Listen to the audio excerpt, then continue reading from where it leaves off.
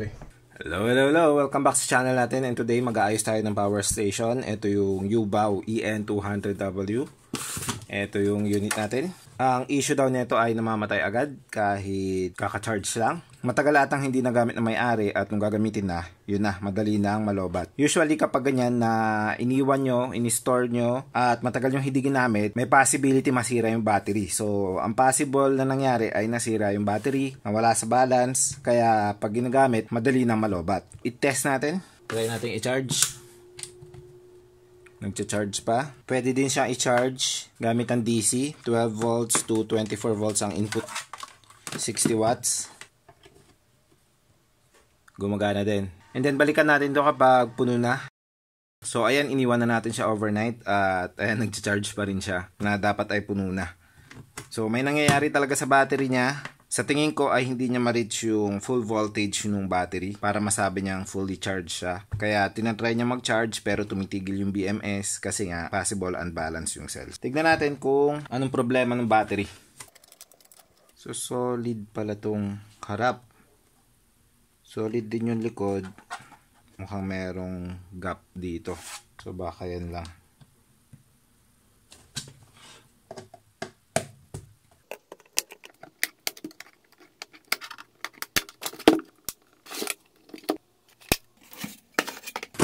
So, ayan ang loob niya. Check natin yung voltage ng battery. Mukhang ito yung main terminal. 11.6. Mababa. Check natin yung voltages per cell. Ayan o, 4.2. So, full na. May cell na full. Pero 11.6 na yung voltage. So, ibig sabihin, unbalanced talaga. Try natin yung ibang cell. 3.7. So, mababa yung isa. At 3.6. So, 3.6, 3.7, tapos 4.2. So, yun yung problema natin. Hindi balance yung cell. Napupuno na yung isang battery. Ito, 4.23 na. Kaya yung nireport sa atin na problema ay namamatay agad kahit ka-charge na lang. Kasi nakita nyo, 4.2 na yung isang cell, tapos yung isa 3.7. So, fully charged na yung isa, fully discharged naman na yung dalawa. Pag chinarge mo, sasabihin niya, puno na yung isang cell. Kasi yung BMS, hindi lang yung full voltage ang chinecheck niyan. Per cell ang chinecheck niya. Kapag yung isang cell ay puno na, mag-stop na siyang mag-charge. Kahit yung dalawang cell ay discharge na. Tapos pag gagamitin mo siya, yung dalawang cell ay discharge na, empty na sila, titigil na rin siya mag-discharge. Kasi sasabihin ng BMS, discharge na yung dalawang cell. So, titigil na tayo mag-discharge. Hindi mo siya magagamit ng fully kasi unbalanced yung cell. Kapag sinabi natin unbalanced, hindi sila pare-pareho ng state of charge. Hindi sila pare-pareho ng voltage. I-test natin siya kung namamatay ba talaga agad. So, ang battery niya, ayan, full. Kabitan natin ng LED light. Lagyan natin ng wattmeter para makita natin ilang watt hours yung makukuha natin. At ito yung time-lapse natin at namatay agad siya kahit mayroon pang tatlong LED lights na nakailaw sa battery level niya. Tignan natin kung ilang oras bago siya namatay. So nagtagal siyang 47 minutes at around 30 watt hours lang yung nakuha natin. Tapos check natin yung voltage ng mga cells. Yung una, yung pinakamataas, 3.9. And then 3.0 at 3.4. So yung gitna ang pinakamababa. Umabot na ng 3.0. Meron tayong tatlong options para maayos yung battery natin. Una, kailangan natin i-top balance yung cells para pag ita-charge natin at i-discharge natin ay sabay-sabay silang mapupuno at sabay silang madi-discharge. Pagkatapos natin i-top balance, iti-test natin para ma-check natin kung enough na ba na i-top balance lang yung cells. Kung hindi, lalagyan natin na active balancer para kapag nagdi-discharge at nagcha-charge tayo, itatry niyang i-balance din yung cells natin. Medyo limited tayo ng option sa gagamitin na active balancer kasi walang space na available dito. Kasi ang space lang na nakita ko ay dito. So, maliit lang na active balancer, yung mga 1.5, 1.2 amps lang na active balancer ang pwede. Now, after nating lagyan na active balancer at nawawala pa rin talaga sa balance, ang third option natin ay palitan na talaga natin lahat yung cells natin. Kasi kapag yung gitna lang ang pinalitan natin ng bago, mangyayari niyan, yung mga lumang cells natin, yun ang magiging mahinang cells. So, hindi pa rin sila balance. Ang magandang gawin talaga, papalitan lahat yung cells kapag may problema na yung cell niya. Para sure na same pa rin. Pero kung walang budget, pwede rin naman na yung mahinang cell lang basta make sure na maayos pa rin yung cells na matitira. So, step 1 muna tayo. Itatop balance muna natin yung cells natin. Kaso, medyo hindi siya ganun kadali kasi naka-spot weld yung cells natin. Hindi natin basta-basta mapaparallel lahat. Unlike kapag 32-650s na may screws lang, ipaparallel mo lang lahat sila gamit yung mga tabbing wire, ay madali lang. Eto, kailangan pa nating sirain yung pagkaka-spot weld, tapos spot weld ulit natin. So, medyo komplikado yun. Ang pwedeng gawin ay isa-isahin natin na i-charge. Gagamit ka nung power supply, ganito. Tapos, i-clamp mo na lang sa mga dito. 3 times mo gagawin yan kung isa na yung power supply mo. Kasi, 1 at a time mo lang na matcha-charge yung group ng cells. Pero meron akong charger dito na pwede nating gamitin para ma-top balance natin to ng mas madali. Eto siya. Ito ay charger na ginagamit ko sa batteries ng RC. Sa mga RC cars, sa mga quads, FPV drones. So yung mga battery na ginagamit ko dito ay mga LiPo. Katulad ng ganito. Tapos isasaksak mo lang ganito. I-charge siya na individually yung cells para ma-top balance. Kasi yung mga LiPo na gamit na battery sa RC, walang BMS yan. So, every time na charge, tinatop balance namin yan. Eto, yung battery natin ay hindi naman LiPo, pero yung voltage nila ay pareho. Ang maximum voltage nito ay 4.2 volts per cell. So, 4.2 volts per cell din yung cells natin. So, pwede natin siyang isaksak dapat dito. Pero yung connector niya ay mas maliit. So, hindi kasya. So, nag-solder tayo ng bagong balance leads dito na kasya sa ating charger. So, kung paano kinabit yung connector ng BMS ay ganun din sa ginawa ko. Tapos, isasaksak mo lang siya dito. Ayan. At mag-charge na yan. Itatap balance niya na lahat yung cells natin. Ayan, malapit na mapuno. Tignan nyo yung voltages ng cells natin. Magfa 4.2 na lahat sila. So, maya-maya lang titigil na yan. Ayan, tapos na. Kung mapapansin nyo, mababa yung power na nakalagay dito kasi nag-brown out. So, na-reset yung mga data dyan. Inulit ko lang para makita nyo na na-top balance na natin sila lahat. So, 4.2 volts na lahat ng cells natin. Discharge test naman tayo ngayon. So, sa app, magdi-discharge tayo ng 5 amps. Cut-off voltage natin ay... Alam na natin kanina na nagdi-disconnect siya ng 3 volts. So, 9 volts tayo. Kasi 3S, 369. So, 9 volts ang minimum voltage nito. Sige. Ayan, natapos na. At ito yung voltage ng mga cells natin. 3.7, 3.0, at 3.7. Nauunang ma-discharge itong nasa gitna.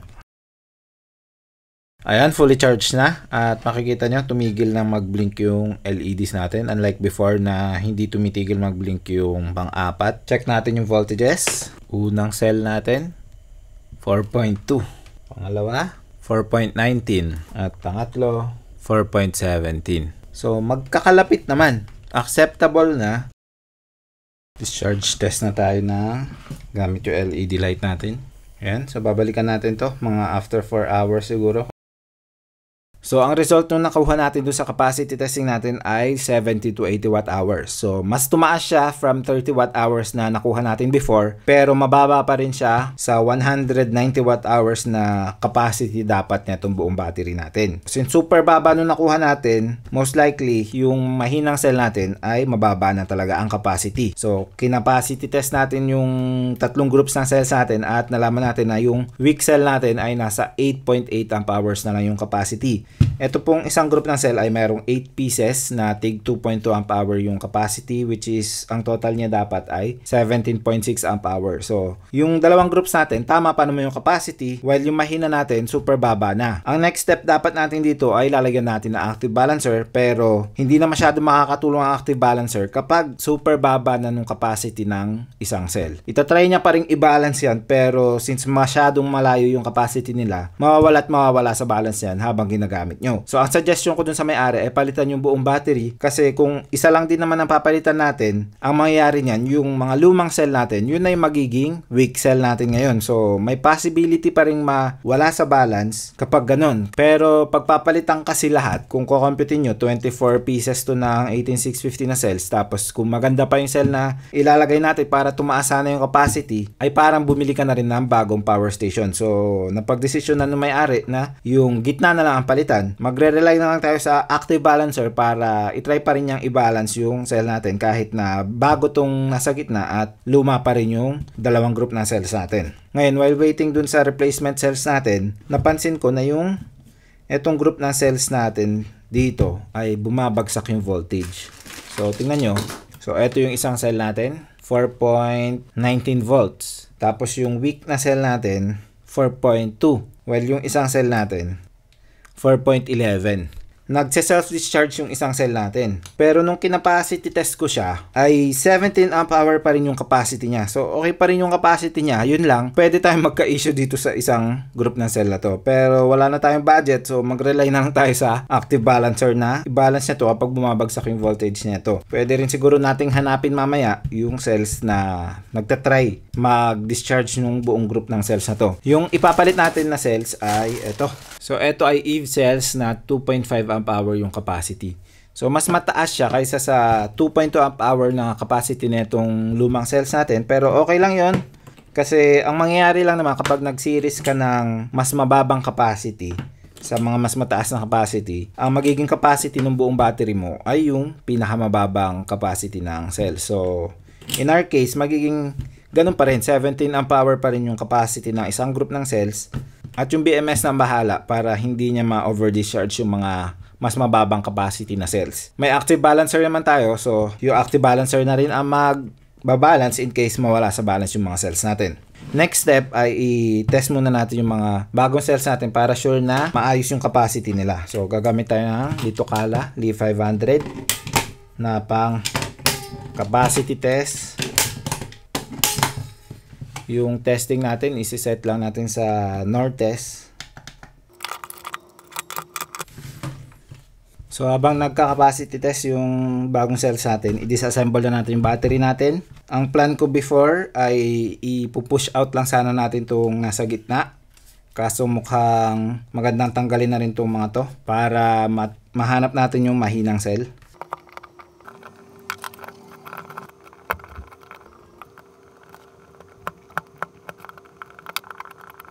Ayun, para mas madali, tinatanggal ko lang yung mga clips na nag-hold sa cell para ipupush palabas ko na lang. Hindi ko na tatanggalin yung mga nakasolder.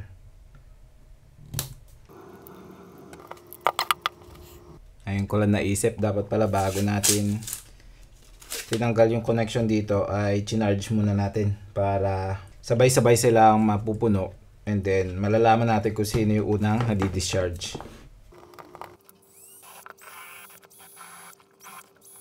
One eternity later. Kaya na nating mag-spot weld. Gagamitin natin itong mura nating spot welder. Marami nagtatanong kung pwede daw ba sa power supply to. Sabi ko sa kanila hindi pwede. Tingnan natin kung hindi ba talaga pwede. Ayan. Tapos set natin sa 12 volts. 13. Max amps. Turn on natin. So minimum yung beep niya. Isang beep lang. Sa pinakamababa lang muna tayo.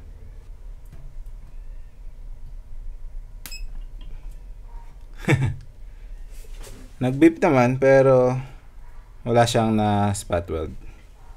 Isagad natin. Ayan.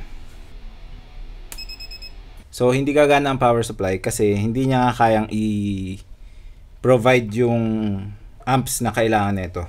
Gagamitin natin yung battery ng ating NSS na 150 watts.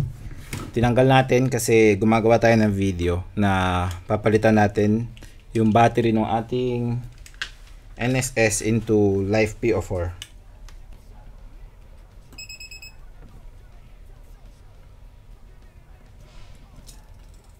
Well, kumakapit ng konti. I think enough naman na yun. Hindi naman natin kailangan ng super tibay. Kailangan natin i-charge ng konti itong battery natin.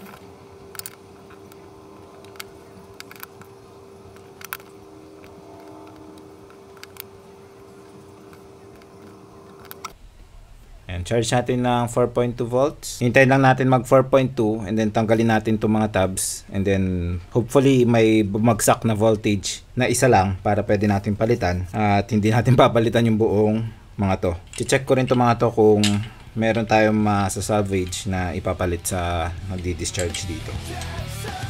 So napag-iwahiwalay ko na yung mahihina nating cells. Tingnan nyo to. Itong apat na to, 4.2 volts. Ayan, 4.2 sila lahat. 4.2. Pero yung apat na to, 0 volts sila. 0. At open. So, ano nangyari sa kanila? Pumutok kaya yung fuse nila? Na overload kaya siya? Sa experience ko kasi, kapag na-overload, saka lang siya pumuputok yung fuse sa loob. Tapos, parang open na siya. Wala nang voltage. Kaya nung kinapacity test natin, nasa 8 amp hour yung capacity niya. Kasi, ayan, 2.2 amp hour yung isa. So, nasa 8.8. Saktong-sakto. Most likely, ay okay pa itong mga cells na to. So, pag may makita tayong defective dito, meron tayong ipapalit pa. Ayan, tapos na yung charging natin. Tatanggalin na natin siya sa pagkakaparallel. Medyo naging makapit yung pag spot weld natin. Ayun o. So, pag medyo manipis lang, super tibay naman ng pagkaka-spot weld. Ayun o. Oh, mahirap tanggalin. Check natin yung voltages ng cells natin.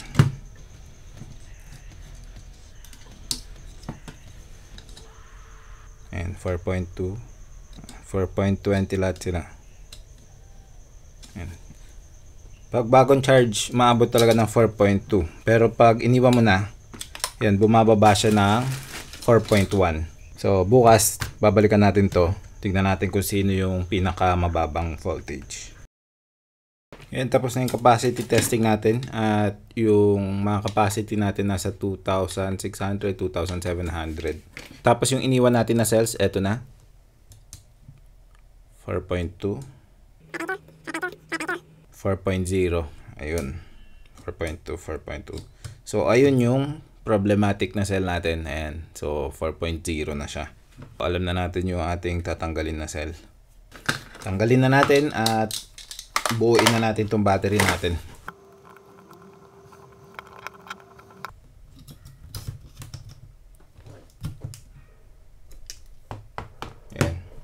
Okay, so ang ihahalo natin na isa dito ay yung bago natin para madagdagan ng konting capacity itong group na to.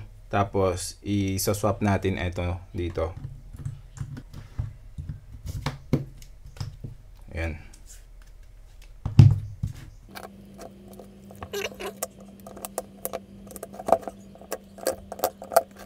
Ayan, ready to spot weld na. Ang gagamitin natin na battery para sa spot welder natin ay ito. Para mas malakas kaysa dun sa lead acid battery na maliit. Yung iba sabi hindi nila mapagana to, hindi daw gumagana. Nasa tamang pressure lang tsaka yung battery. Kung mukhang hindi niya naluluto yung spot weld nyo, ay taasan nyo yung battery nyo. Kasi kapag mahina yung battery, mahina rin yung spot weld.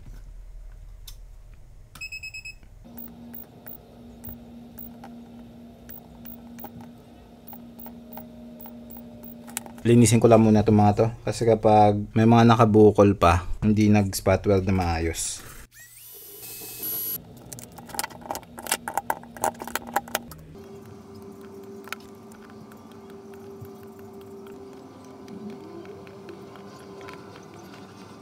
Ayan. Isang side na lang.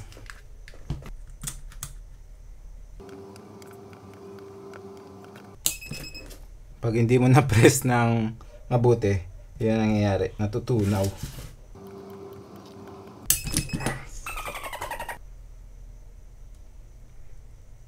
Test muna natin kung tama yung pagkaka-series natin. Yan, 12.58. Next ay active balancer. Ito yung active balancer natin.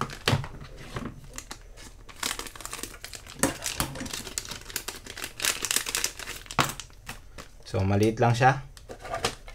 Kasya ba?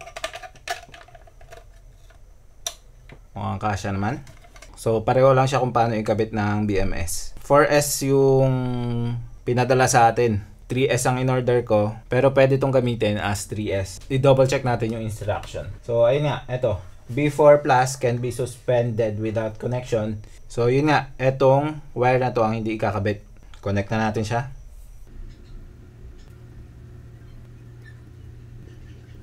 So, hindi nakakabit yung B4 Plus. So, ayan, may ilaw na. Since hindi na natin kailangan to, itong pang-4 na wire, tatanggalin na natin. Lilift mo lang tong tab dito. Ayan, tapos may hila na yan. Ayan. So, bago natin ikabit yung battery ng buo, ay itest muna natin.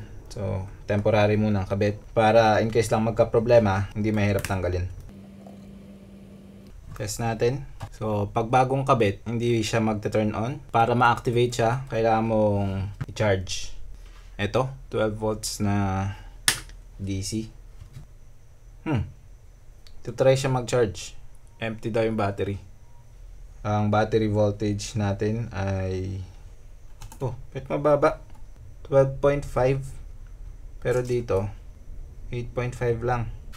Gamit tayo na mas malaki yung charger.